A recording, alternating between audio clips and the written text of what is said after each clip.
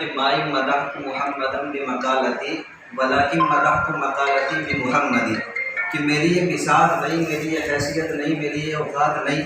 کہ میں اپنے اشعار سے سرکار دو عالم صلی اللہ علیہ وسلم کی تعریف کا حق ادا کر سکوں۔ ہاں البتہ میں نے جو ہے اپنے اشعار کے اندر نبی اکرم صلی اللہ علیہ وسلم کی تعریف کر کے اپنے اشعار کو چار چاند لگا لیے، اپنے اشعار کی رونق بڑھا لی ہے۔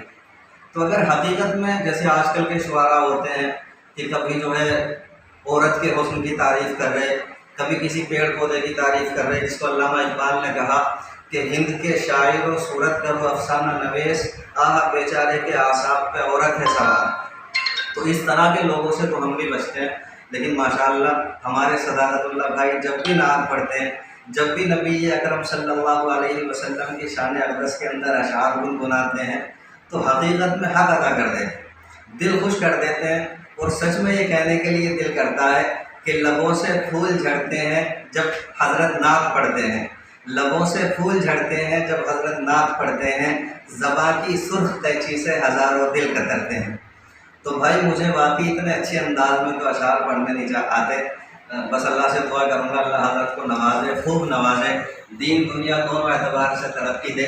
بس میں اپنے سادے انداز میں نبی اکرم صلی اللہ علیہ وسلم کی شان اقدس کے اندر اپنے غالباً بزرگ حضرت مولانا قاسم نانوتوی علیہ الرحمہ کے اشعار ہیں وہ کہہ دیتا ہوں، بس اللہ قبول فرما لے۔ عنایت کہ سب سے پہلے مشیت کے انوار سے نقش روئے محمد بنایا گیا، سب سے پہلے مشیت کے انوار سے نقش روئے محمد بنایا گیا، پھر اسی نقش سے مانگ کر روشنی بزم کونوں مکان کو سجایا گیا۔ وہ محمد بھی احمد بھی محمود بھی ذات مطلق کا شاہد بھی مشہود بھی،